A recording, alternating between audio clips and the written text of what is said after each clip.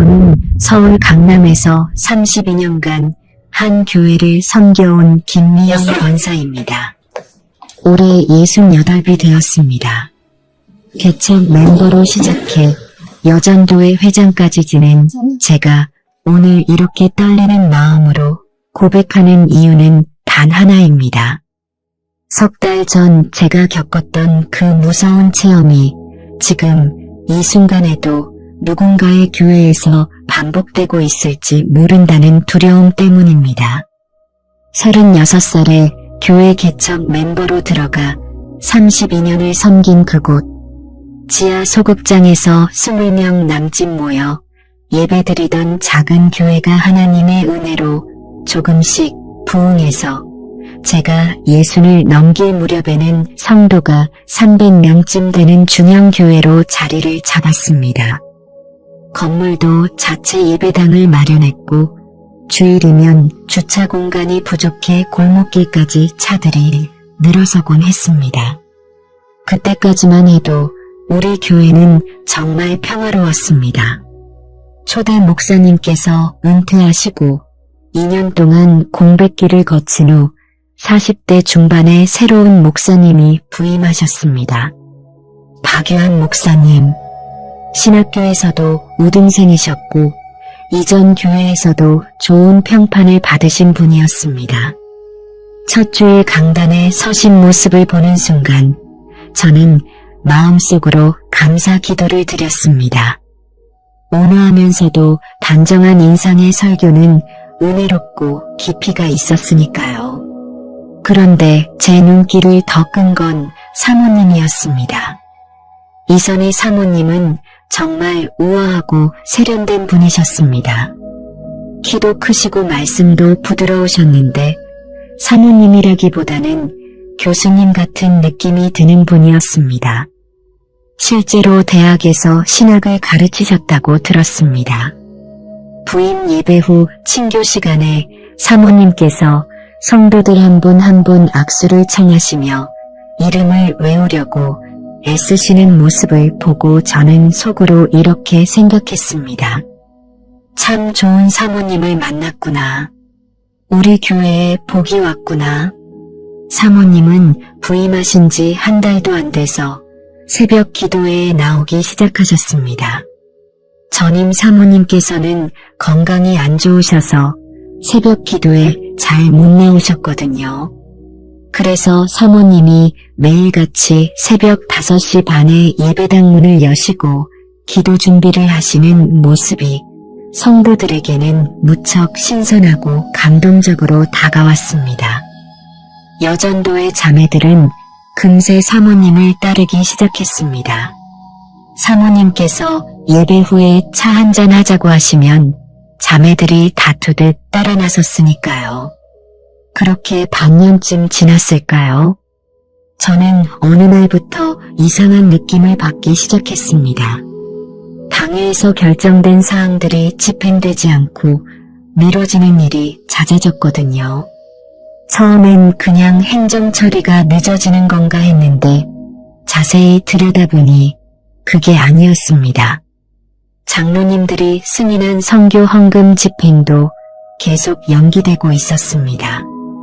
왜 그런가 싶어서 교역자들에게 조심스럽게 물어보니 돌아오는 대답은 한결같았습니다. 사모님께서 재검토가 필요하다고 하셨다는 거였습니다. 처음엔 제가 잘못 들은 줄 알았습니다. 사모님은 당회원도 아니시고 교회 직분도 권사이신데 당의 결정을 재검토한다는 게 말이 되나 싶었거든요. 그런데 시간이 지날수록 그런 일들이 반복됐습니다. 여전도의 임원 개편안도 성가대 지휘자 교체권도 심지어 주차 봉사 스케줄까지도 사모님의 의견이 반영되어야 최종 확정됐습니다. 목사님께서는 늘 온화한 미소로 사모님 말씀을 경청하시고 그대로 따르셨습니다. 어느 주일 오후였습니다. 저는 교회 주방에서 다음 주 애찬 준비를 의논하고 있었는데 옆방에서 집사님 두 분이 나누는 대화가 들렸습니다. 한 분이 웃으며 이렇게 말씀하시더군요. 목사님 결제는 받았는데 사모님 결제는 아직이야. 그러니까 일단 기다려봐야지. 그 말을 듣는 순간 제 가슴이 철렁 내려앉았습니다. 농담처럼 던진 말이었지만 그 말 속에는 이미 우리 교회의 기형적인 구조가 고스란히 드러나 있었거든요. 그 후로 저는 조금 더 주의 깊게 교회를 살피기 시작했습니다. 그러자 보이더군요. 사모님께서 목사님 옆에 앉아 속삭이듯 뭔가를 말씀하시면 목사님께서 고개를 끄덕이시고 그대로 결정이 번복되는 장면들이요. 장로님들도 권사님들도 심지어 부교역자들도 사모님 눈치를 보기 시작했습니다. 목사님께 먼저 여쭤보는 게 아니라 사모님께 의견을 구하는 게 당연한 순서처럼 되어버렸습니다. 제 마음속에는 점점 불안함이 자리 잡기 시작했습니다. 이건 뭔가 잘못되어 가고 있다는 직감이 들었거든요. 하지만 그때만 해도 저는 확신하지 못했습니다. 혹시 제가 너무 예민하게 반응하는 건 아닐까? 사모님께서 교회를 사랑하시는 마음에서 적극적으로 의견을 내시는 거라면 그게 뭐가 문제일까 하는 생각도 들었으니까요. 그래서 저는 그냥 기도하는 마음으로 지켜보기로 했습니다. 주님께서 이 교회를 지켜주시겠지. 제가 기우였으면 좋겠다고 생각하면서 말입니다. 하지만 제 기우가 아니라는 걸 깨닫는 데는 그리 오랜 시간이 걸리지 않았습니다. 그때부터 정말 무서운 일들이 하나둘 벌어지기 시작했거든요. 새벽 기도회에서부터 시작되었습니다. 사모님께서는 매일 새벽 기도 후에 기도 제목을 받으셨거든요. 예배당 한쪽 구석 작은 기도실에 앉아 계시면 성도들이 한 분씩 들어가 사모님께 기도 제목을 나누고 손 기도를 받았습니다. 처음엔 정말 아름다운 광경이었습니다. 목사님께는 차마 말씀드리기 어려운 가정의 어려움이나 개인적인 고민들을 사모님께는 편하게 털어놓을 수 있었으니까요. 저도 몇 차례 사모님께 기도 제목을 나눴습니다. 딸아이의 결혼 문제나 남편의 건강 염려 같은 것들이었습니다. 사모님께서는 늘 따뜻한 손으로 제 손을 잡아주시며 진심 어린 기도를 해주셨습니다. 그래서 저는 사모님을 신뢰했고 다른 성도들도 마찬가지였습니다. 새벽 기도 후 사모님 앞에 줄 서서 기다리는 자매들의 모습이 어느덧 우리 교회의 일상이 되어 있었습니다. 그런데 이상한 일이 생기기 시작했습니다. 제가 처음 눈치챈 건 최영숙 집사님 일이었습니다. 영숙 집사님은 저보다 5살 아래인데 30년 가까이 우리 교회를 섬겨온 충성스러운 분이셨습니다. 그런데 어느 날부터 집사님의 표정이 어두워지더니 주일 예배만 드리고 곧바로 돌아가시기 시작했습니다. 친교 시간에도 안 나오시고 여전도의 모임도 빠지시더군요. 걱정이 돼서 제가 전화를 드렸습니다.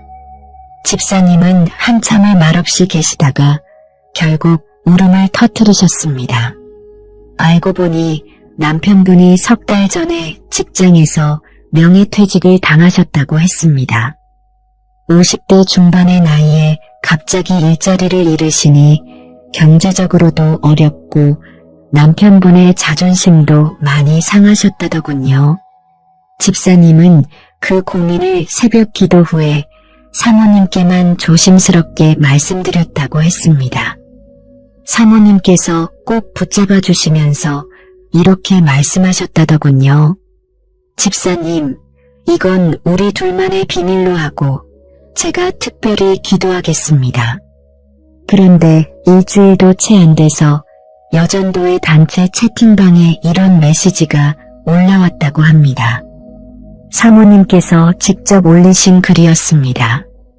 내용인즉슨 이건 비밀인데 최 집사님 가정에 어려움이 있으니 모두 기도에 달라는 것이었습니다. 구체적으로 남편분이 실직하셨다는 것까지 적혀 있었습니다. 순간 집사님은 핸드폰을 들고 있는 손이 부들부들 떨렸다고 하셨습니다. 믿고 말씀드린 그 비밀이 사흘도 안 돼서 50여 명의 여전도의 자매들에게 공개된 거니까요. 더 충격적이었던 건 그 다음이었습니다. 주일 예배 후 친교 시간에 몇몇 권사님들이 집사님께 다가와 위로한답시고 이런 말들을 하셨다더군요. 남편이 실직했다면서요? 얼마나 힘드시겠어요. 그래도 하나님께서 다 아시니 잘 될 거예요. 선의로 한 말이었겠지만 집사님 입장에서는 창피함과 배신감으로 숨이 막혔다고 합니다.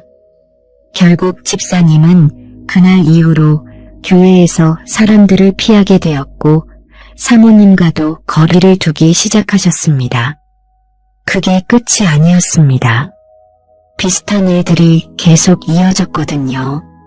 고등학생 아들이 학교 폭력 문제로 징계를 받았다고 눈물로 털어놓은 권사님의 사연이 며칠 뒤엔 중보기도 제목이라는 이름으로 여전도의 기도 모임에서 공개됐습니다.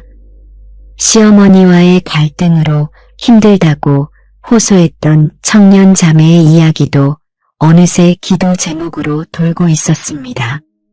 사모님은 늘 이렇게 말씀하셨습니다. 이건 비밀인데 우리끼리만 기도해 달라고요. 하지만 그 비밀은 결코 비밀로 남지 않았습니다. 성도들은 서서히 입을 닫기 시작했습니다. 새벽 기도 후 사모님 앞에 줄 서던 자매들의 수가 눈에 띄게 줄어들었습니다. 설령 기도 제목을 나눈다 해도 형식적이고 표면적인 것들만 말씀드렸습니다. 건강해주세요. 가정에 평안 주세요. 그런 뻔한 것들만요. 진짜 깊은 고민이나 상처는 더 이상 누구에게도 털어놓지 않았습니다. 심지어 목사님께 상담을 신청하는 사람도 줄어들었습니다. 목사님께 말씀드리면 결국 사모님 귀에도 들어갈 테고 그러면 또 소문이 날까봐 두려웠던 거죠. 교회는 점점 이상한 분위기로 흘러갔습니다.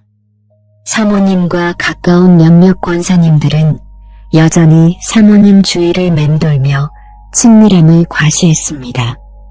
반면에 상처를 받았거나 사모님을 신뢰하지 않는 성도들은 조용히 뒤로 물러섰습니다. 자연스럽게 교회 안에 보이지 않는 선이 그어졌습니다. 사모님 라인과 비라인으로 나뉘어진 거죠. 어떤 결정이 내려질 때도 사모님과 가까운 분들의 의견이 더 많이 반영됐습니다. 그렇지 않은 사람들은 아무리 오래 섬겨도 점점 소외되는 느낌을 받았습니다. 저는 그 모든 걸 지켜보면서 가슴이 무너졌습니다. 교회가 서로의 상처를 싸매주고 눈물을 닦아주어야 할 그곳이 이제는 서로를 경계하고 두려워하는 곳이 되어버렸거든요. 성도들의 얼굴에서 평안이 사라졌습니다. 대신 불신과 경계심이 자리 잡았습니다.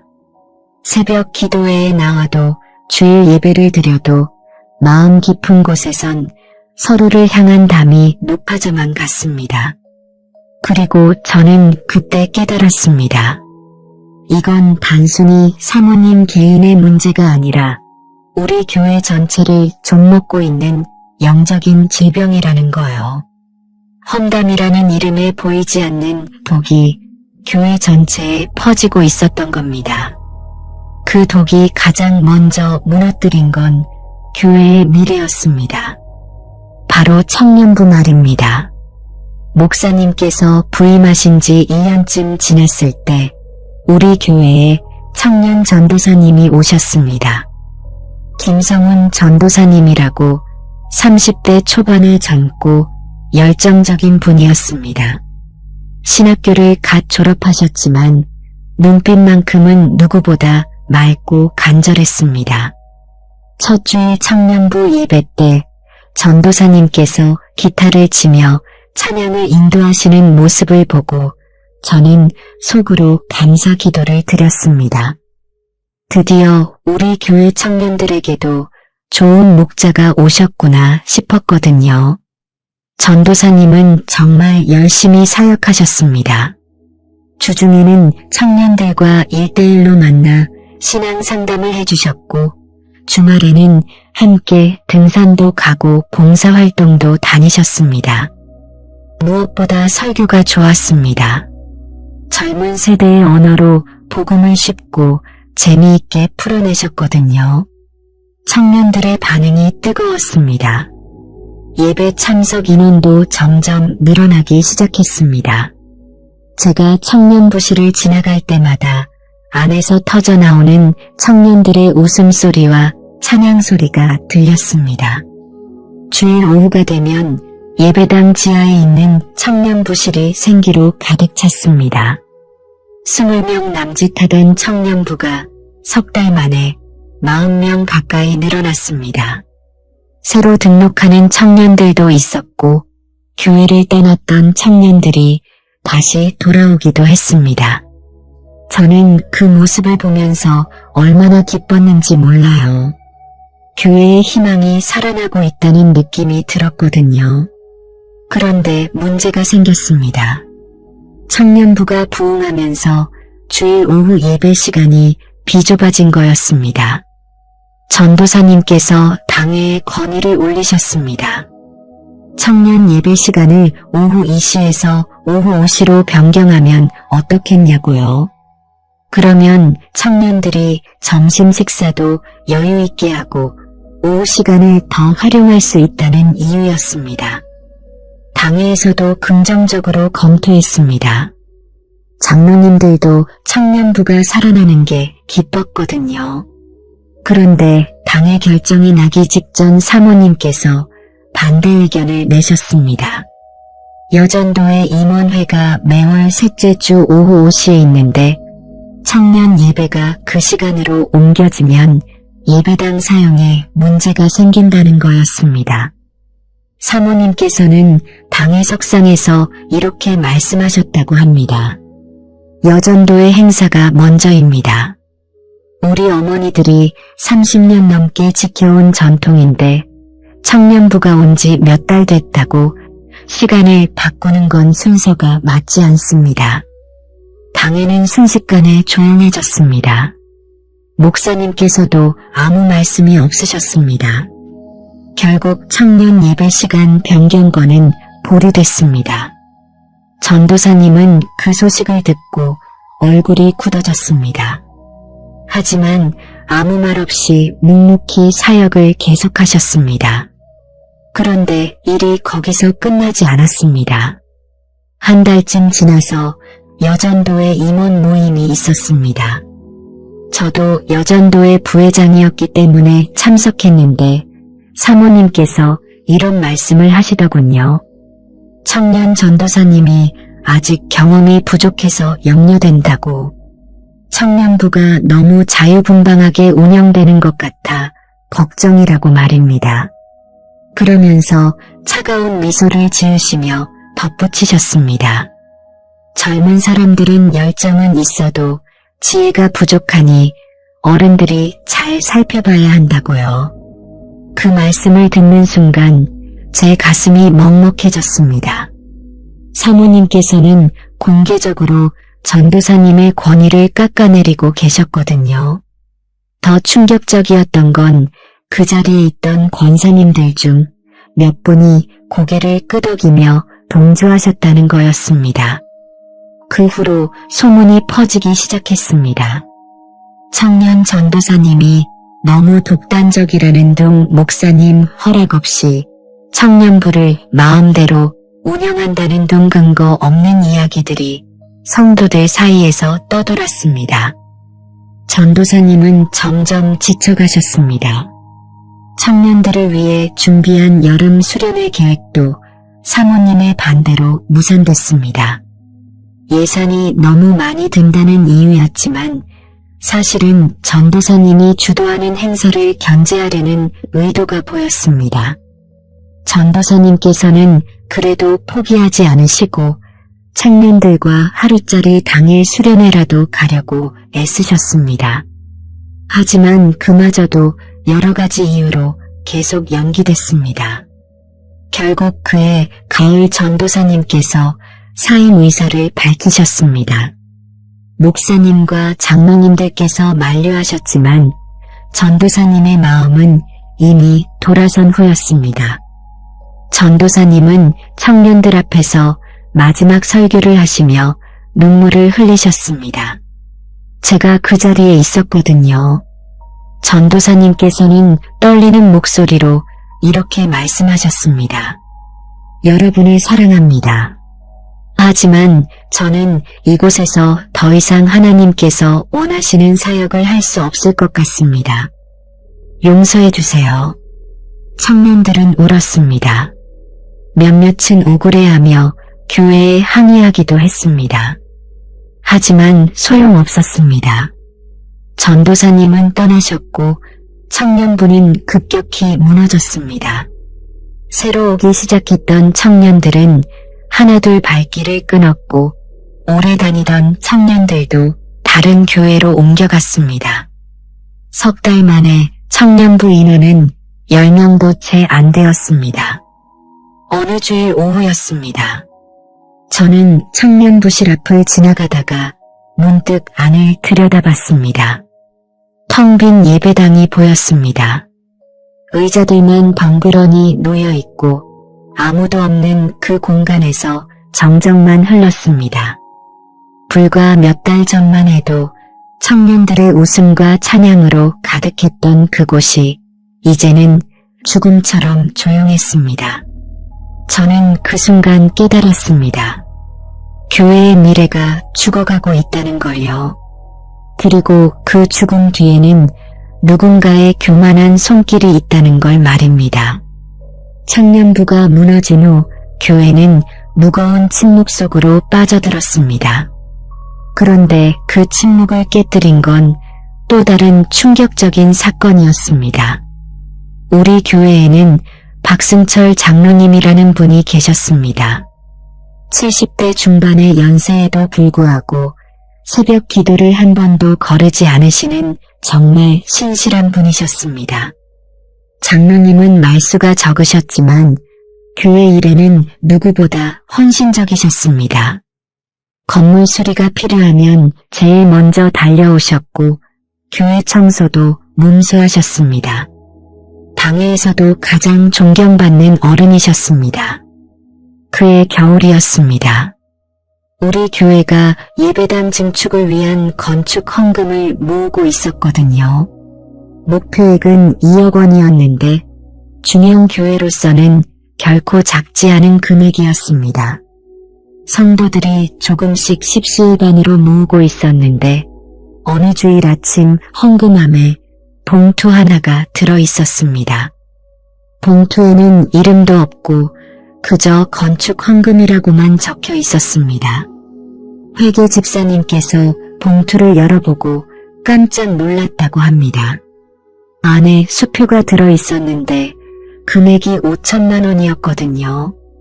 익명의 헌금치고는 엄청난 금액이었습니다. 회계 집사님은 곧바로 목사님께 보고했고 목사님께서는 장부의 익명으로만 기록하라고 지시하셨습니다. 주일 광고 시간에도 그저 큰 건축 헌금이 들어왔다는 것만 간단히 알리고 이름은 밝히지 않으셨습니다. 저는 나중에 알게 됐습니다. 그 헌금을 드린 분이 박 장로님이셨다는 걸요. 장로님께서는 평생 아껴 모은 돈을 교회에 들이셨던 거였습니다.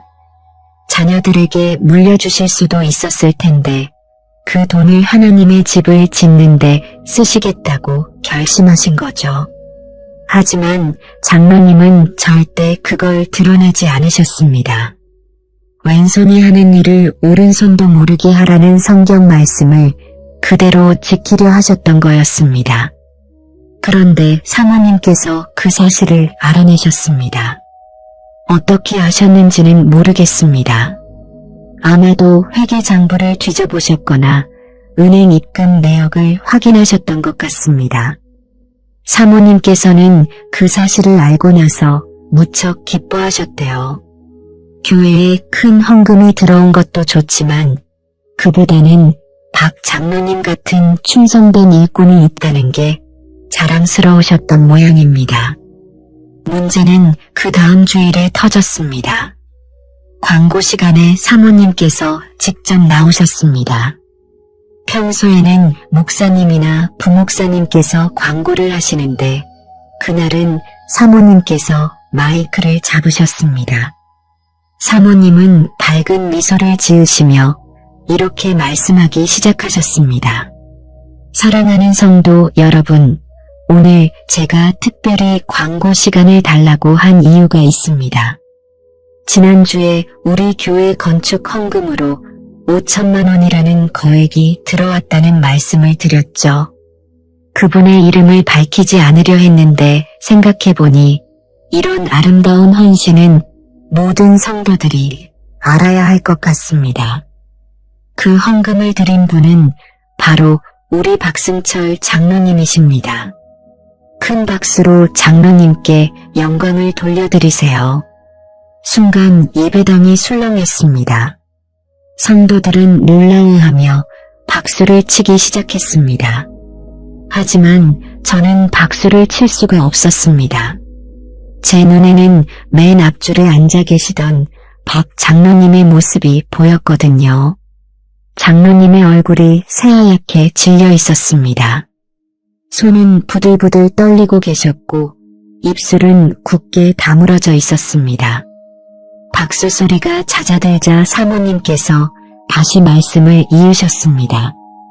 장로님의 헌신이 얼마나 귀한지, 이런 분들 때문에 교회가 든든하다고, 우리 모두 장로님을 본받아야 한다고 말씀하셨습니다.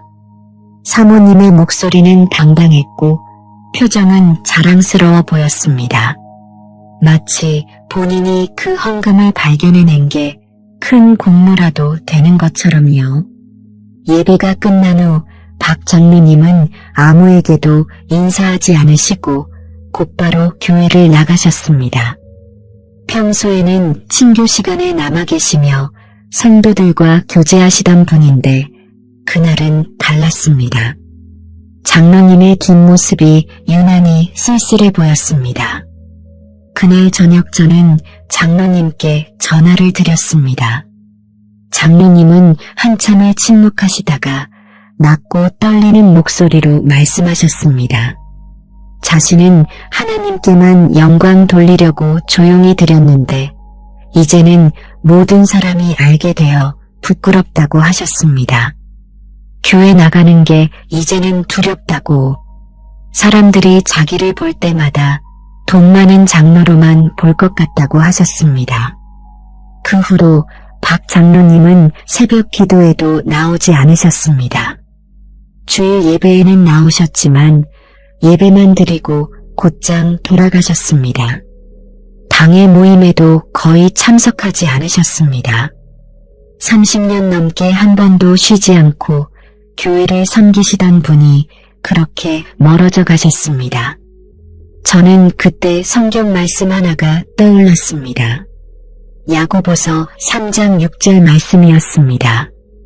혀는 곧 불이요 불의의 세계라. 혀는 우리 지체 중에서 온몸을 더럽히고 삶의 수레바퀴를 불사르나니 그 사르는 것이 지옥불에서 나느니라. 사모님의 혀가 박 장로님의 순수한 헌신을 불살라버렸습니다. 하나님께만 영광 돌리려던 그 아름다운 마음을 한순간에 죄로 만들어버린 거였습니다.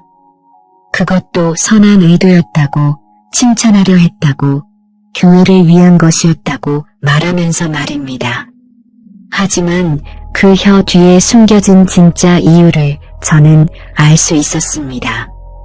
자신이 그 헌금을 발견했다는 것, 자신이 그만큼 교회 일에 관심이 많다는 것을 과시하고 싶었던 거죠. 그날 밤 저는 잠을 이룰 수가 없었습니다. 우리 교회가 조금씩 무너져 내리고 있었거든요. 청년들이 떠나갔고 성도들은 입을 닫았고 이제는 가장 충성스러운 장로님마저 상처받아 물러나셨습니다. 그리고 그 모든 일의 중심에는 한 사람을 통제할 수 없는 혀가 있었습니다. 박 장로님 일이 있고 나서 교회는 더 이상 감출 수 없는 분란 속으로 빠져들었습니다. 당회에서 긴급회의가 열렸습니다. 여러 장로님들께서 사모님의 월권 행위에 대해 문제를 제기하셨거든요. 박 장로님의 헌금을 공개한 일, 청년 전도사님을 내몬 일, 성도들의 비밀을 함부로 퍼뜨린 일들이 모두 수면 위로 떠올랐습니다. 어떤 장로님은 당의 석상에서 직접적으로 말씀하셨다고 합니다. 사모님께서 교회 운영에 지나치게 개입하고 계시며 이는 성경적 질서에 맞지 않는다고요. 목사님은 그 자리에서 아무 말씀도 하지 못하셨다고 들었습니다. 변명도 하지 않으시고 항변도 하지 않으셨습니다. 그저 고개를 떨구고 앉아 계셨다더군요. 장로님들의 목소리는 점점 높아졌고 어떤 분은 사모님의 공식 사과를 요구하기도 하셨습니다. 하지만 사모님께서는 끝까지 잘못을 인정하지 않으셨습니다. 오히려 교회를 위해 한 일인데 왜 이렇게 오해를 받아야 하냐며 억울해하셨다고 합니다. 그 후로 목사님의 얼굴에서 웃음이 사라졌습니다. 설교를 하실 때도 예전 같은 힘이 느껴지지 않았습니다. 목소리는 떨렸고 눈빛은 흐려져 있었습니다. 새벽 기도회에 나오시면 강단에 엎드려 한없이 우시는 모습을 여러 번 목격했습니다. 저는 그 모습을 보며 가슴이 찢어지는 것 같았습니다. 아무 잘못도 없으신 분이 왜 저렇게 고통받아야 하는지 이해할 수가 없었거든요. 그러던 어느 주일 아침이었습니다.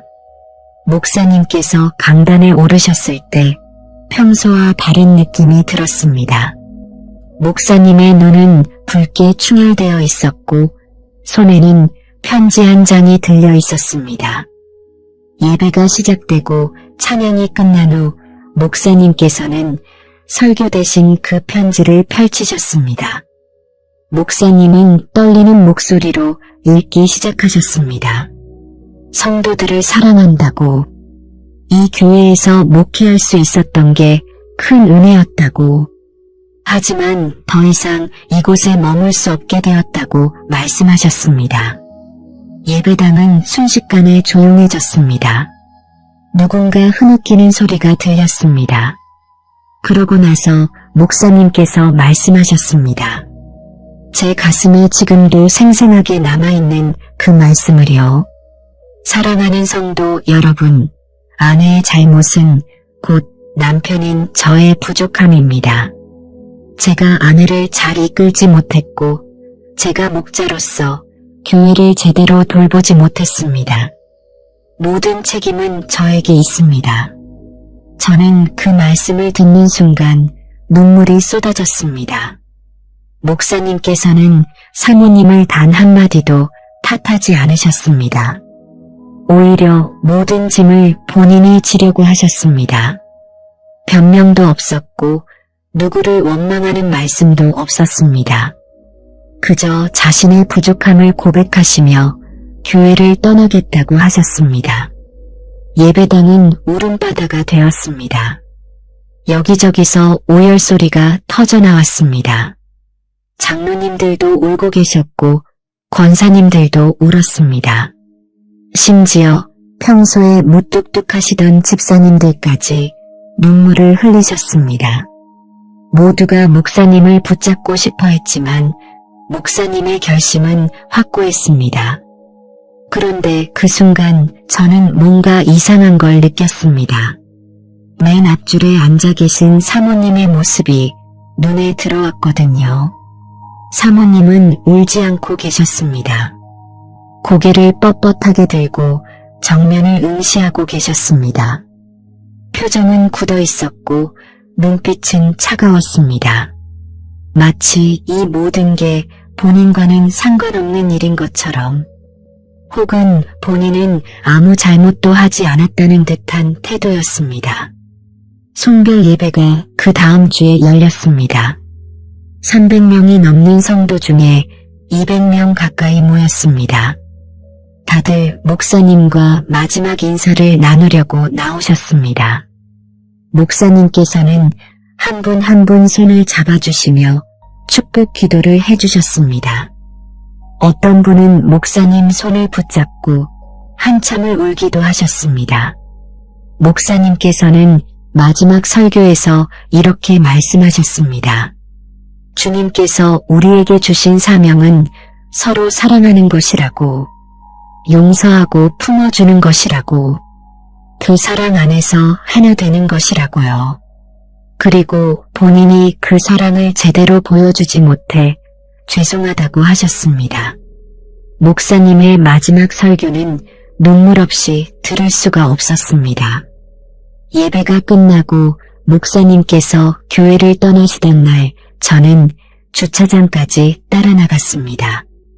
목사님의 차가 천천히 교회 문을 빠져나가는 모습을 보면서 저는 무너지는 것 같았습니다. 우리 교회의 참된 목자가 떠나가고 있었거든요. 죄는 짓지 않았지만 벌을 받는 사람, 잘못하지 않았지만 책임을 지는 사람, 바로 그런 목사님이 우리 곁을 떠나고 계셨습니다. 목사님이 떠나신 후 교회는 급격히 무너졌습니다. 주일 예배 출석 인원이 반으로 줄었습니다. 많은 성도들이 다른 교회로 옮겨갔습니다. 청년부는 이미 해체된 상태였고 장년부도 텅텅 비어갔습니다. 30년 넘게 함께 신앙생활을 했던 분들이 하나둘씩 떠나가는 모습을 보면서 저는 견딜 수가 없었습니다. 저는 그날 밤부터 알아눕게 되었습니다. 몸이 아파서가 아니었습니다. 마음이 아팠고 영혼이 아팠습니다. 밤마다 악몽을 꿨습니다. 무너지는 교회, 떠나가는 성도들, 그리고 홀로 남겨진 목사님의 뒷모습이 꿈속에서 계속 나타났습니다. 저는 하나님께 부르짖었습니다. 도대체 왜 이런 일이 일어났는지, 무엇이 우리 교회를 이토록 무너뜨린 것인지 간절히 물었습니다. 그리고 사흘째 되던 밤 제게 응답이 왔습니다. 하지만 그 응답은 제가 상상했던 것보다 훨씬 더 무섭고 떨리는 것이었습니다. 목사님이 떠나신 후 저는 사흘간 작정 기도를 시작했습니다. 교회를 위해서, 무너진 성도들을 위해서, 그리고 떠나가신 목사님을 위해서 기도했습니다. 밤낮으로 무릎 꿇고 울며 부르짖었습니다. 하나님, 우리 교회를 불쌍히 여겨주소서, 이 모든 아픔을 치유해 주소서, 다시 회복시켜 주소서. 하지만 기도를 하면 할수록 제 마음은 더 무겁고 답답해졌습니다. 몸도 점점 이상해지기 시작했습니다. 머리가 지끈거렸고 온몸에 힘이 빠졌습니다. 그래도 저는 기도를 멈추지 않았습니다. 이럴 때일수록 더 간절히 기도해야 한다고 생각했거든요. 사흘째 되던 밤 새벽 3시쯤이었을까요? 기도실에서 무릎 꿇고 기도하던 중에 갑자기 가슴이 답답해지기 시작했습니다. 숨을 쉬기가 힘들었습니다. 식은땀이 흘렀고 시야가 흐려졌습니다. 저는 바닥에 쓰러지면서 남편을 불렀습니다. 하지만 제 목소리는 제대로 나오지 않았습니다. 남편이 달려왔을 때 저는 이미 의식을 잃은 상태였다고 합니다. 남편은 급히 구급차를 불렀고 저는 응급실로 실려갔습니다. 병원에서는 극심한 스트레스로 인한 쇼크와 고열이라고 진단했다더군요. 체온이 40도 가까이 올라가 있었고 혈압도 위험한 수준으로 떨어져 있었다고 합니다. 하지만 저는 그 모든 걸 기억하지 못합니다. 제가 기억하는 건 그 후에 일어난 일들 뿐입니다. 눈을 떴을 때 저는 완전한 어둠 속에 있었습니다. 아무것도 보이지 않았습니다. 병원도 아니었고 집도 아니었습니다. 그저 칠흑같이 어두운 공간이었습니다. 저는 서 있는지 누워 있는지조차 알 수가 없었습니다. 공간 감각이 완전히 사라진 것 같았거든요. 그때 멀리서 희미한 빛이 보이기 시작했습니다. 터널 같았습니다. 저는 본능적으로 그 빛을 향해 걸어가기 시작했습니다. 아니, 걸어갔다는 표현이 맞는지도 모르겠습니다. 그냥 제 의식이 그쪽으로 끌려가는 느낌이었습니다. 터널을 지나는 동안 이상한 소리들이 들리기 시작했습니다. 처음에는 웅거리는 소음 같았습니다. 하지만 점점 가까워지면서 그 소리들이 무엇인지 알아들을 수 있었습니다. 사람들의 목소리였습니다. 그런데 그 목소리들이 너무나도 익숙했습니다. 최 집사 남편 실직했대요. 불쌍하긴 하지만 평소에 헌금을 너무 안 했으니까 그런 거 아닐까요? 청년 전도사가 너무 건방졌어요. 신학교가 나온 주제에 교회를 휘저으려고 하더라고요. 박 장로는 돈 자랑하려고 헌금한 거 아닐까? 왜 굳이 5천만 원씩이나? 제가 교회에서 들었던 그 말들이었습니다. 아니, 제가 직접 듣지는 못했지만 분명히 오갔을 그런 말들이었습니다. 험담하는 소리, 판단하는 소리, 정죄하는 소리들이 사방에서 들려왔습니다. 그리고 그 소리들은 날카로운 칼처럼 제 귀를 찔러왔습니다. 저는 귀를 막으려 했지만 손이 움직이지 않았습니다. 소리는 점점 더 커졌고 더 선명해졌습니다. 그 소리 속에서 저는 깨달았습니다. 이건 단순한 말들이 아니라는 걸요. 이 말들이 사람을 죽이고 교회를 무너뜨리고 영혼을 파멸시키는 무기라는 걸 말입니다. 그때 갑자기 따뜻한 빛이 제 주위를 감쌌습니다. 그 소음들이 순식간에 멈췄습니다. 저는 누군가 제 옆에 서 있는 걸 느꼈습니다. 돌아보니 하얀 옷을 입은 존재가 제 곁에 서 계셨습니다. 얼굴은 정확히 보이지 않았지만 그분에게서 나오는 평안함은 이루 말할 수 없이 깊었습니다. 그분께서 말씀하셨습니다. 두려워하지 마십시오. 당신이 보아야 할 것을 보여주기 위해 왔습니다. 저는 대답도 하지 못한 채 그분을 따라갔습니다. 어둠의 터널은 이제 완전히 사라졌고 우리는 어떤 공간에 도착했습니다. 그곳은 뭐랄까요? 대기실 같은 느낌이었습니다. 하지만 보통 대기실과는 완전히 달랐습니다. 공간은 광활했고 천장은 보이지 않을 만큼 높았습니다. 그곳에는 많은 사람들이 있었습니다. 어떤 이들은 무릎 꿇고 울고 있었고 어떤 이들은 두려운 표정으로 서 있었습니다. 저는 그들을 보면서 알 수 있었습니다. 이곳이 심판을 기다리는 장소라는 것을요. 천사께서 다시 말씀하셨습니다. 당신이 기도한 응답이 여기 있다고. 이제 보게 될 것이라고 하셨습니다. 저는 떨리는 마음으로 천사를 따라 걸었습니다. 앞으로 무엇이 펼쳐질지 알 수 없었지만 한 가지는 확실했습니다. 제가 보게 될 것은 제 인생을 완전히 바꿔놓을 무언가라는 것이요. 그렇게 저는 천사와 함께 한문 앞에 섰습니다. 문 너머에서는 무언가 타오르는 듯한 열기가 느껴졌습니다. 그리고 비명소리가 들렸습니다. 고통스러운 절규 소리가 문틈 사이로 새어나왔습니다. 천사께서 문을 열기 전에 제게 말씀하셨습니다. 준비하십시오. 당신이 보게 될 것은 진실이며 그 진실은 고통스러울 것입니다. 하지만 당신은 이것을 보아야만 합니다. 그래야 당신의 교회를, 당신의 영혼을 구할 수 있기 때문입니다. 저는 아무 말도 할 수 없었습니다. 그저 떨리는 마음으로 고개를 끄덕였을 뿐입니다. 그리고 천사께서 천천히 그 문을 열기 시작하셨습니다. 문이 열리는 순간 뜨거운 열기가 제 얼굴을 덮쳤습니다. 눈을 뜨기가 힘들 정도로 강렬한 붉은 빛이 쏟아져 나왔습니다. 저는 천사의 뒤를 따라 그 문 안으로 들어갔습니다. 발을 뗄 때마다 온몸이 떨렸습니다. 이곳이 어디인지 무엇을 보게 될지 알 수 없었지만 본능적으로 두려움이 밀려왔습니다. 안으로 들어가자 광경이 펼쳐졌습니다.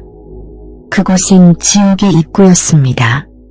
하지만 제가 상상했던 것과는 조금 달랐습니다. 불길이 활활 타오르는 게 아니라 끝없이 이어지는 어둡고 좁은 복도 같았습니다. 벽은 검은색이었고 곳곳에서 미세한 연기가 올라오고 있었습니다. 그리고 어디선가 사람들의 신음소리가 들려왔습니다. 천사께서 제 앞에 서서 한 방향을 가리키셨습니다. 저는 그쪽을 바라봤습니다.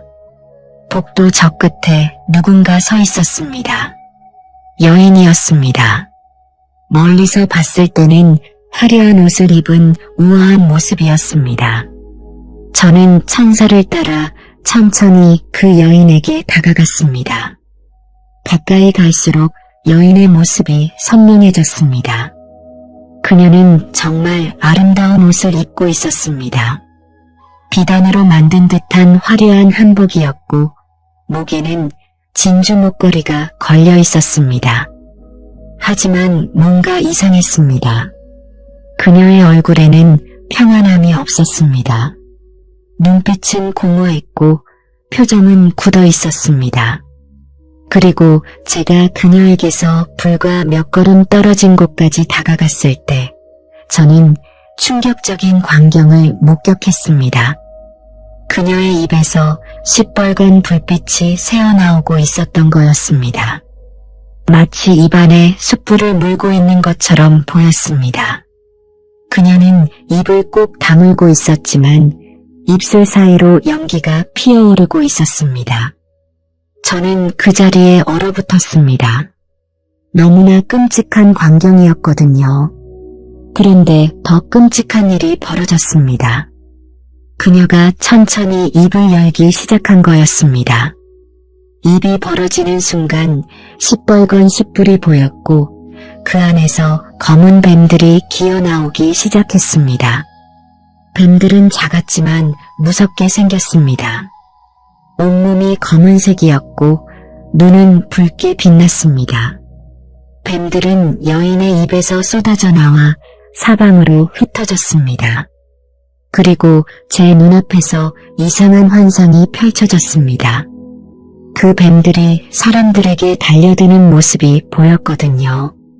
뱀들이 공격한 사람들은 저에게 익숙한 얼굴들이었습니다.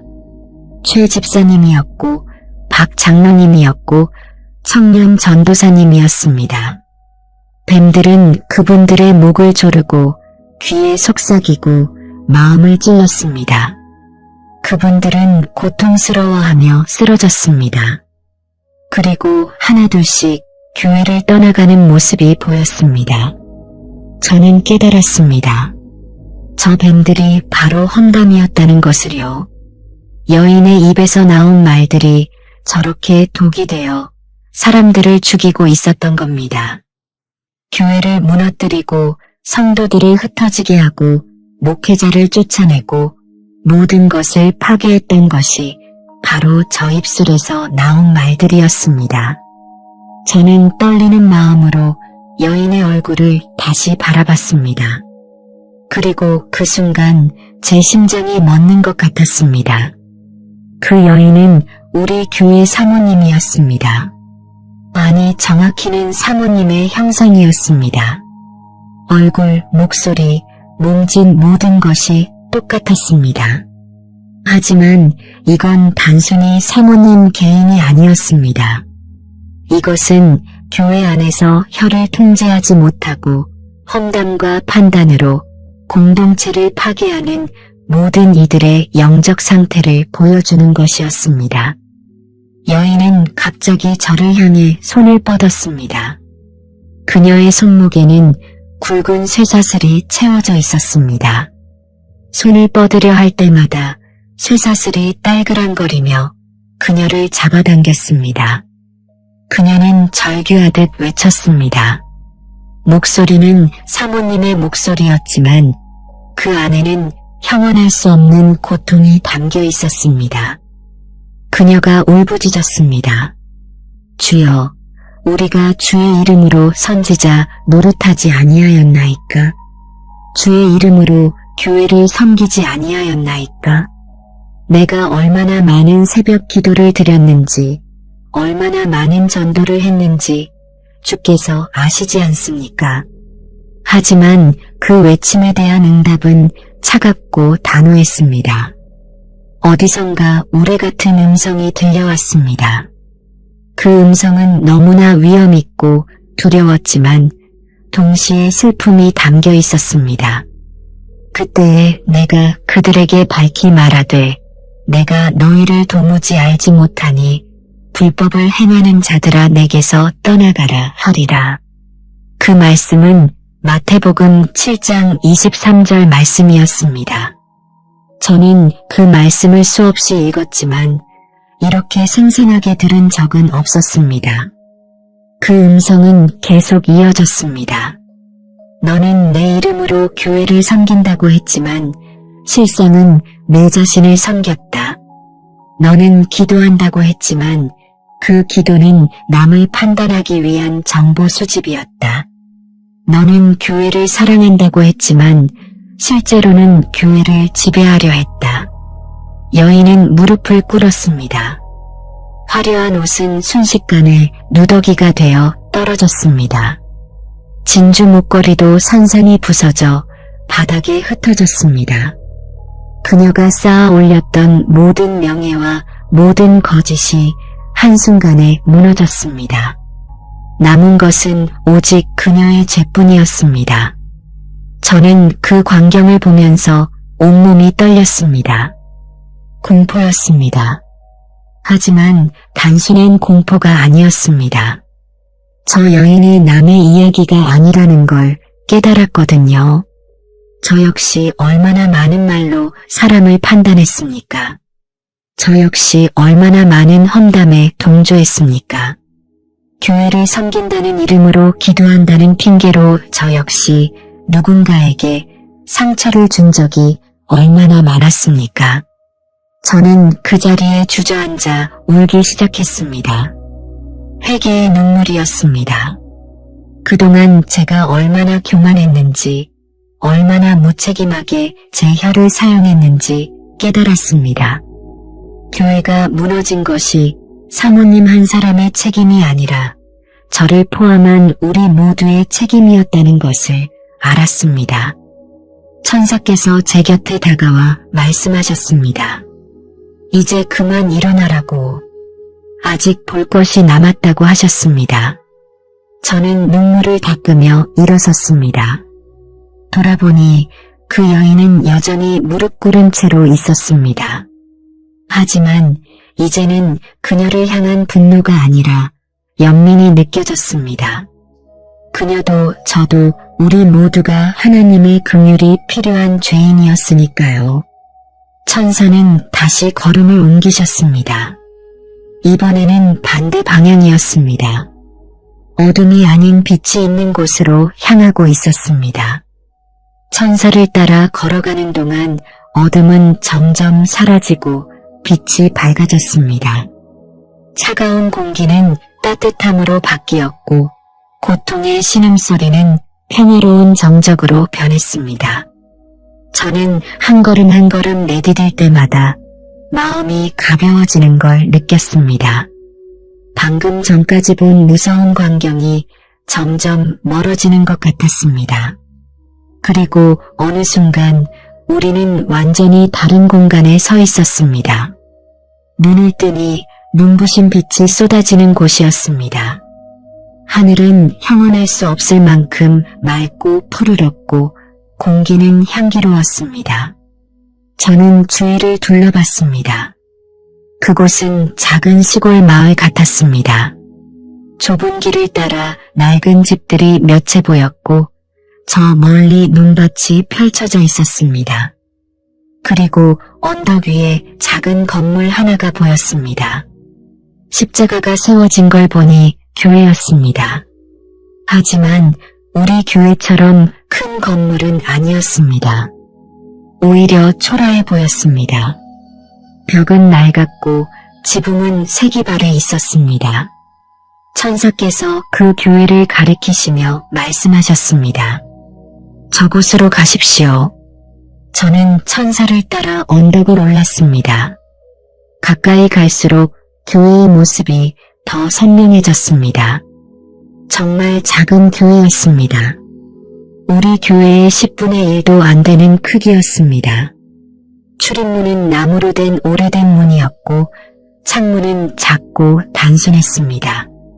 하지만 이상하게도 그 교회에서는 말할 수 없는 평온함이 느껴졌습니다.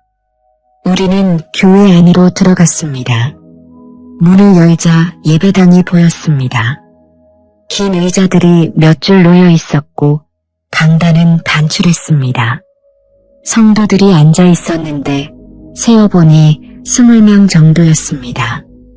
대부분 나이 드신 어르신들이었고 옷차림도 소박했습니다. 화려한 한복이나 양복을 입은 사람은 아무도 없었습니다. 그런데 제 눈길을 사로잡은 건 강단에 선 목사님이었습니다. 저는 그 얼굴을 보는 순간 숨이 막혔습니다. 박유한 목사님이셨습니다. 우리 교회를 떠나가셨던 바로 그 목사님이셨습니다. 목사님은 설교를 하고 계셨습니다. 목소리는 우리 교회에서 들었던 것과 같았지만 뭔가 달랐습니다. 더 깊고 더 진실하고 더 평안했습니다. 얼굴에는 고통의 흔적이 없었습니다. 대신 깊은 기쁨이 있었습니다. 눈빛은 맑았고 미소는 자연스러웠습니다. 그런데 정말 놀라운 것은 그 다음이었습니다. 목사님의 머리 위에서 빛이 나고 있었던 거였습니다. 처음에는 제 눈이 잘못 본 줄 알았습니다. 하지만 자세히 보니 분명했습니다. 찬란한 황금빛이 목사님의 머리 위를 감싸고 있었습니다. 면류관이었습니다. 세상의 어떤 보석이나 금으로도 만들 수 없는 하늘의 영광으로 된 면류관이었습니다. 저는 입을 다물 수가 없었습니다. 우리 교회에서 목사님을 볼 때는 그런 빛을 본 적이 없었거든요. 300명의 성도들 앞에서 설교하실 때도 화려한 강단에 계실 때도 그런 빛은 없었습니다. 하지만 지금 이 초라한 시골 교회에서 20명의 성도들 앞에서 목사님은 그 어느 때보다 빛나고 계셨습니다. 천사께서 제 귀에 속삭이셨습니다. 보십시오. 이것이 하나님께서 보시는 영광입니다. 저는 눈물이 흘렀습니다. 목사님은 모든 것을 잃으셨습니다. 큰 교회도 많은 성도들도 안정된 생활도 다 버리셨습니다. 억울하게 쫓겨나셨고 명예도 잃으셨습니다. 하지만 하나님의 눈에는 그분이 진정한 승리자였던 거였습니다. 세상이 빼앗아간 것들보다 훨씬 더 귀한 것을 하늘의 면류관에 받으신 겁니다. 그때 또 다른 음성이 들려왔습니다. 처음 들었던 우리 같은 음성과는 달랐습니다. 이번에는 부드럽고 따뜻했습니다. 하지만 그 권위는 더 컸습니다. 그는 사람의 종이 되기를 거부하고 나의 종이 되기를 선택했다. 그는 사람의 인정을 구하지 않고 나의 인정을 구했다. 그러므로 내가 그에게 면류관을 씌워주노라. 저는 그 말씀을 듣는 순간 모든 것을 이해했습니다. 목사님께서 왜 변명하지 않으셨는지, 왜 모든 책임을 지고 떠나셨는지, 왜 끝까지 사모님을 감싸주셨는지 알게 되었습니다. 목사님은 사람들에게 잘 보이려고 한 게 아니었습니다. 오직 하나님 한 분만 바라보셨던 거였습니다. 사람들의 박수보다 하나님의 미소를, 세상의 명예보다 하늘의 상급을 택하셨던 겁니다. 예배가 끝나고 목사님께서 기도하셨습니다. 저는 그 기도를 들으면서 또 울었습니다. 목사님은 떠나온 교회를 위해 기도하고 계셨습니다. 사모님을 위해서도 기도하셨습니다. 상처받은 성도들을 위해서도, 흩어진 청년들을 위해서도, 모든 이들을 위해 간절히 기도하셨습니다. 원망이나 분노는 조금도 없었습니다. 오직 사랑과 긍휼만이 있었습니다. 성도들은 모두 눈을 감고 목사님의 기도에 동참했습니다. 20명밖에 안 되는 작은 교회였지만 그곳에는 우리 교회에서 느끼지 못했던 깊은 평안이 있었습니다. 진정한 예배가 무엇인지, 진정한 교회가 무엇인지 보여주는 것 같았습니다. 저는 깨달았습니다. 교회의 크기가 중요한 게 아니라는 것을요. 성도 수가 많은 게 중요한 게 아니라는 것을요. 건물이 화려한 게 중요한 게 아니라는 것을요. 진정으로 중요한 것은 그곳에 하나님의 임재가 있는지, 하나님의 인정하심이 있는지였습니다. 그리고 목사님을 보면서 또 하나를 깨달았습니다. 세상에서는 높은 자리에 있을 때 존경받지만 하나님 나라에서는 낮아진 자리에서 더 큰 영광을 받는다는 것을요. 세상에서는 많이 가진 자가 부러움을 받지만 하늘에서는 많이 포기한 자가 상을 받는다는 것을요. 천사께서 다시 제 어깨를 가볍게 두드리셨습니다. 이제 돌아갈 시간입니다. 저는 천사를 따라 교회 밖으로 나왔습니다. 뒤를 돌아보니 그 작은 교회가 눈부시게 빛나고 있었습니다. 초라해 보였던 건물이 이제는 보석처럼 찬란했습니다. 하나님의 눈에는 저 교회가 이렇게 아름답게 보이는구나 싶었습니다. 천사께서 말씀하셨습니다. 이제 당신이 해야 할 일을 아셨습니까? 저는 고개를 끄덕였습니다. 알았습니다. 제가 교회로 돌아가서 무엇을 해야 하는지, 어떻게 살아야 하는지 깨달았습니다. 이제는 변해야 했습니다. 제 입술을 지켜야 했고, 제 교만을 내려놓아야 했고, 진정으로 하나님의 종이 되어야 했습니다. 빛이 점점 밝아지기 시작했습니다. 저는 천사와 작별 인사도 하지 못한 채 그 빛에 휩싸였습니다. 눈을 떴을 때 저는 병원 침대에 누워 있었습니다. 형광등 불빛이 눈부셨습니다. 의사 선생님과 간호사분들이 제 주위를 둘러싸고 계셨고 남편이 제 손을 꼭 잡고 있었습니다. 남편의 얼굴에는 눈물 자국이 선명했습니다. 의사 선생님께서 말씀하셨습니다. 사흘간 의식을 잃고 계셨는데 깨어나신 게 기적이라고 하셨습니다. 고열이 워낙 심했고 몸 상태도 위험했다는 겁니다. 하지만 저는 사흘이 지났다는 게 믿기지 않았습니다. 제게는 마치 몇 시간밖에 안 지난 것 같았거든요. 병원에서 일주일을 더 입원했습니다. 몸은 회복되었지만 마음은 쉽게 가라앉지 않았습니다. 제가 본 환상이 계속 떠올랐습니다. 지옥 입구의 여인, 시골 교회의 목사님, 그 모든 것이 너무나 생생했습니다. 꿈이었을까요? 아니면 정말 하나님께서 보여주신 것일까요? 저는 확인하고 싶었습니다. 태어나던 날 저는 남편에게 부탁했습니다. 목사님께서 계신 곳을 알아봐 달라고요. 남편은 이미 알고 있었습니다. 목사님께서는 경기도 외곽의 작은 시골 마을로 가셨다고 했습니다.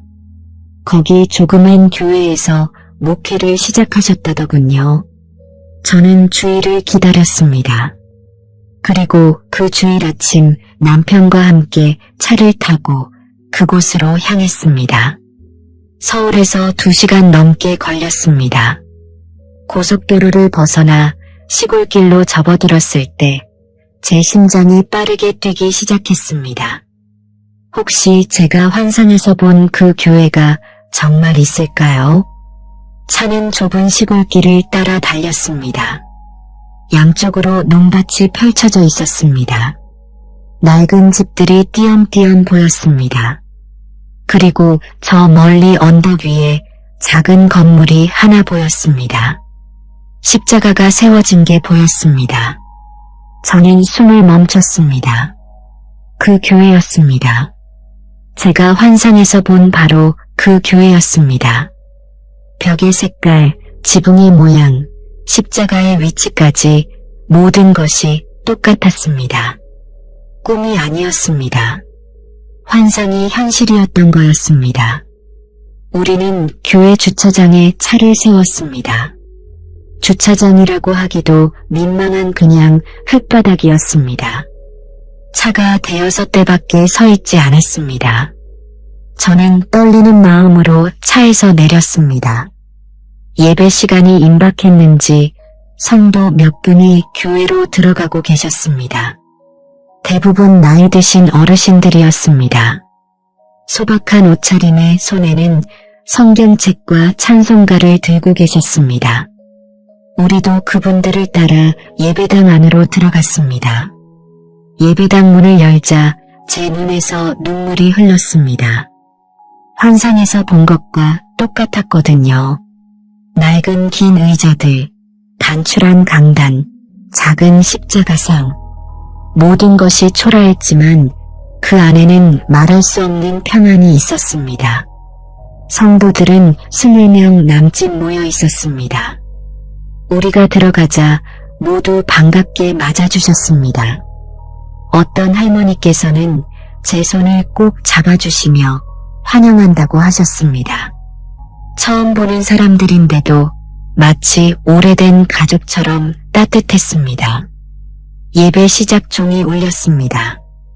그리고 강단 연문이 열리면서 목사님께서 들어오셨습니다. 박유한 목사님이셨습니다. 저는 그 순간 또 울음을 터뜨렸습니다. 목사님의 얼굴은 완전히 달라져 있었거든요. 우리 교회를 떠나실 때의 그 고통스러운 표정은 사라지고 깊은 평안이 얼굴 가득 차 있었습니다. 눈빛은 맑았고 미소는 자연스러웠습니다. 마치 오랜 병을 이겨낸 사람처럼 진정한 자유를 얻은 사람처럼 보였습니다. 목사님께서는 저희를 보시고 깜짝 놀라셨습니다. 하지만 곧 따뜻한 미소로 인사해 주셨습니다. 예배가 시작됐습니다. 찬양은 반주 없이 목소리만으로 불렀습니다. 화려한 악기도 없었고 성가대도 없었습니다. 하지만 그 찬양은 제가 들어본 어떤 찬양보다 아름다웠습니다. 진심이 담겨 있었거든요. 목사님의 설교가 시작됐습니다. 주제는 낮아짐의 축복이었습니다. 목사님께서는 베드로전서 5장 3절에서 4절 말씀을 읽으셨습니다. 맡은 자들에게 주장하는 자세를 하지 말고 양 무리의 본이 되라. 그리하면 목자장이 나타나실 때에 시들지 아니하는 영광의 관을 얻으리라. 목사님은 차분하게 말씀을 전하셨습니다.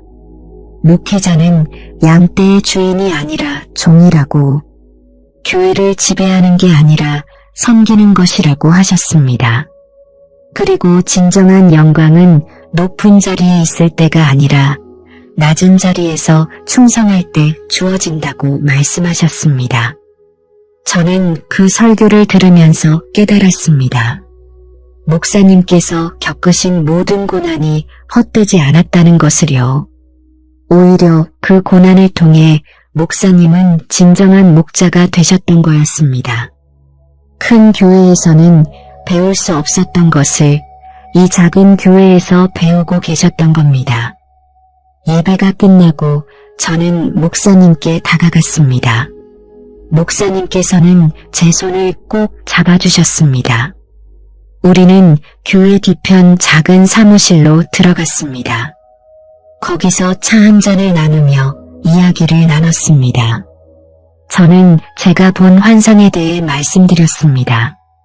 목사님께서는 조용히 들으시다가 눈물을 흘리셨습니다. 그리고 이렇게 말씀하셨습니다. 권사님, 저는 쫓겨난 게 아니라 하나님이 저를 살리시려고 광야로 보내신 겁니다. 이제야 저는 진짜 목사가 되었습니다. 목사님은 계속 말씀하셨습니다. 큰 교회에 있을 때는 자신도 모르게 교만해졌다고, 성도 수와 헌금에 신경 쓰고 다른 교회와 비교하며 사람들의 인정을 받으려고 애썼다고 하셨습니다. 하지만 이곳에 와서야 비로소 목회의 본질을 깨달았다고 했습니다.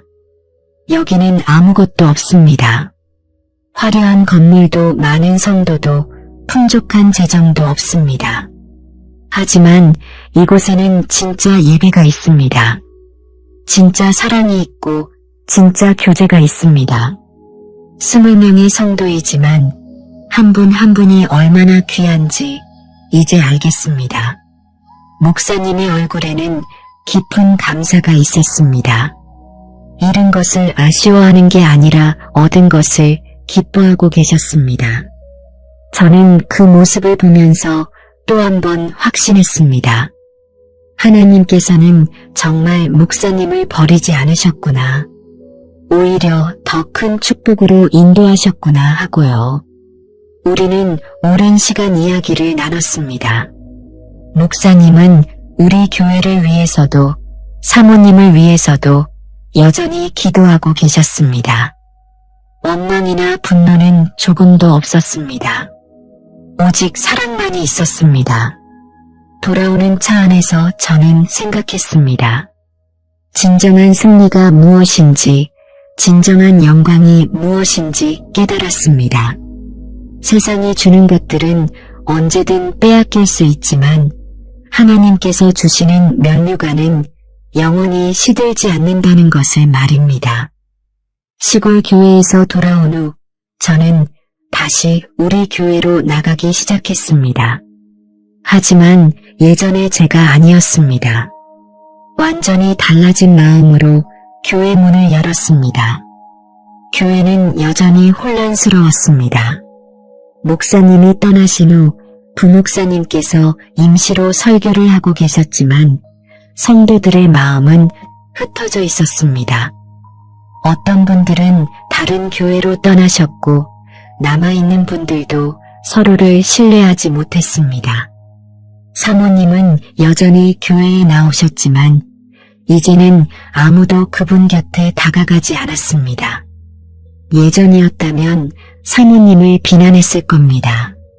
모든 책임을 그분께 돌리고 원망하고 피했을 거였습니다. 하지만 이제는 달랐습니다. 제가 본 환상이 저를 완전히 바꿔놓았거든요. 저는 사모님을 볼 때마다 가슴이 아팠습니다. 지옥 입구에서 검붉은 숯불을 입에 문 채 고통스러워하던 그 모습이 떠올랐습니다. 사모님은 본인이 무엇을 잘못했는지 모르고 계셨습니다. 여전히 자신이 교회를 위해 헌신했다고 잘못한 게 없다고 생각하고 계셨습니다. 그 영적 무지가 너무나 안타까웠습니다.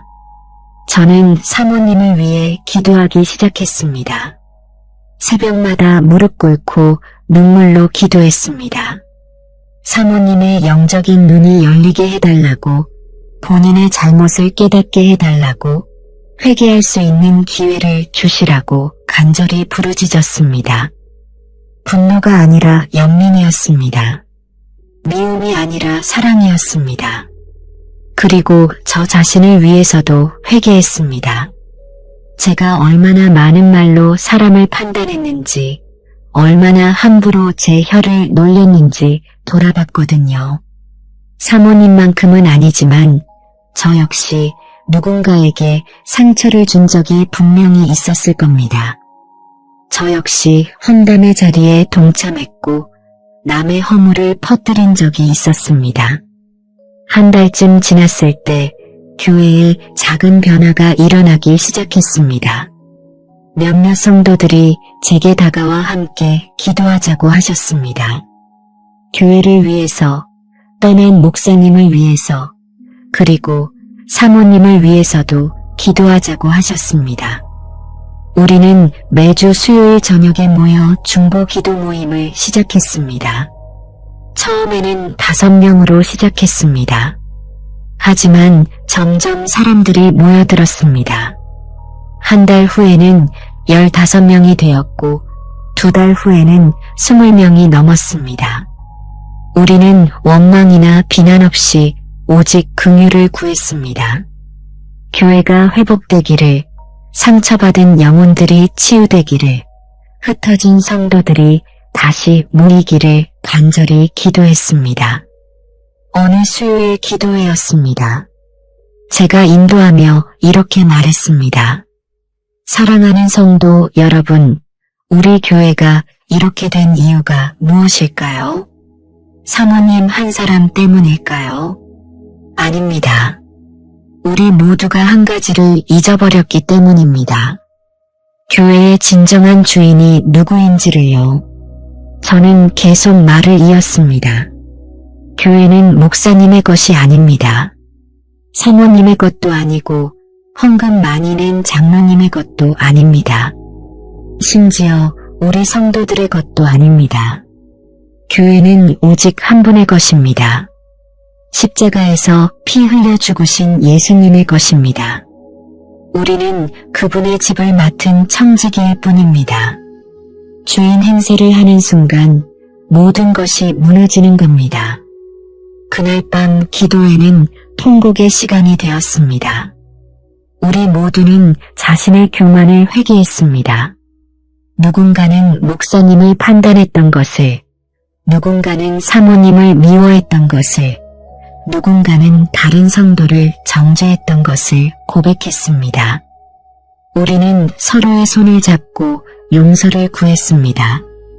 그 후로 교회는 조금씩 변하기 시작했습니다. 완전한 회복은 아니었지만 적어도 증오와 분열은 사라졌습니다. 성도들은 다시 서로를 신뢰하기 시작했고 친교 시간에 진심 어린 대화가 오갔습니다. 떠났던 몇몇 성도들도 다시 돌아오기 시작했습니다. 사모님은 여전히 변하지 않으셨습니다. 하지만 저는 포기하지 않았습니다. 계속 기도했습니다. 언젠가는 하나님께서 사모님의 마음을 녹이실 거라고 믿었거든요. 그리고 설령 변하지 않으신다 해도 제 마음만큼은 평안했습니다. 미움이 아닌 사랑으로 바라볼 수 있게 되었으니까요. 석 달쯤 지났을 때 새로운 목사님이 부임하셨습니다. 50대 후반에 온화하신 분이셨습니다. 목사님께서는 첫 설교에서 이렇게 말씀하셨습니다. 저는 이 교회의 주인이 아닙니다. 여러분도 이 교회의 주인이 아닙니다. 우리는 모두 예수님의 종입니다. 함께 그분을 섬깁시다. 저는 그 말씀을 듣고 눈물을 흘렸습니다.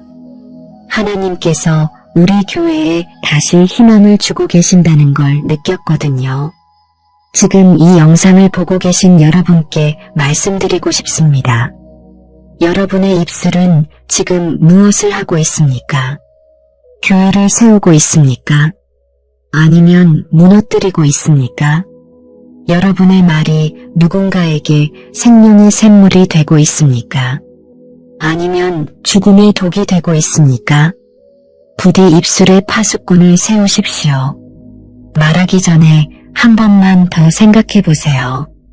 이 말이 하나님께 영광이 될까? 이 말이 상대방에게 덕이 될까?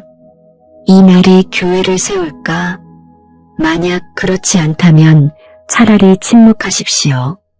침묵이 때로는 가장 아름다운 찬양입니다. 그리고 혹시 지금 교회의 갈등 때문에 힘들어하고 계신 분이 계시다면 포기하지 마십시오. 원망하지도 마시고 미워하지도 마세요. 대신 무릎 꿇고 기도하십시오. 하나님께서 반드시 길을 여실 것입니다. 우리 교회가 그랬던 것처럼요. 저는 이제 압니다. 교회의 진정한 주인은 오직 예수님이시라는 것을요. 그분께서 십자가에서 흘리신 피로 사신 교회를 우리가 함부로 주무를 권리는 없습니다. 우리는 다만 청지기로서, 종으로서 그분의 집을 잘 돌보아야 할 뿐입니다. 이 간증이 여러분의 교회를 살리는 작은 불씨가 되기를 간절히 기도합니다. 그리고 우리 모두가 입술의 파수꾼이 되어 서로를 세우고 덕을 끼치는 말만 하는 성도들이 되기를 소망합니다. 사랑하는 성도 여러분, 그리고 이름 없이 교회를 섬기시는 수많은 사모님과 권사님 여러분, 부디 저의 이 떨리는 고백을 기억해 주십시오. 저는 32년간 교회를 섬겼습니다. 새벽 기도도 빠지지 않았고 헌금도 성실히 드렸습니다. 여전도에 임원도 했고 교회 청소도 하고 애찬 준비도 했습니다. 저는 제가 충성된 일꾼이라고 생각했습니다. 하지만 제 입술이 얼마나 많은 영혼을 죽이고 있었는지는 전혀 몰랐습니다. 여러분의 입술은 지금 교회를 세우고 있습니까? 아니면 무너뜨리고 있습니까? 기도 제목이에요 라는 말로 시작해서 남의 치부를 퍼뜨린 적은 없으십니까? 염려되어서요 라는 핑계로 험담의 자리에 동참한 적은 없으십니까? 사실 확인했어요 라며 누군가를 판단하고 정죄한 적은 없으십니까? 저는 제가 본 환상을 잊을 수가 없습니다. 시뻘건 숯불을 입에 문 채 고통스러워하던 그 여인의 모습을요.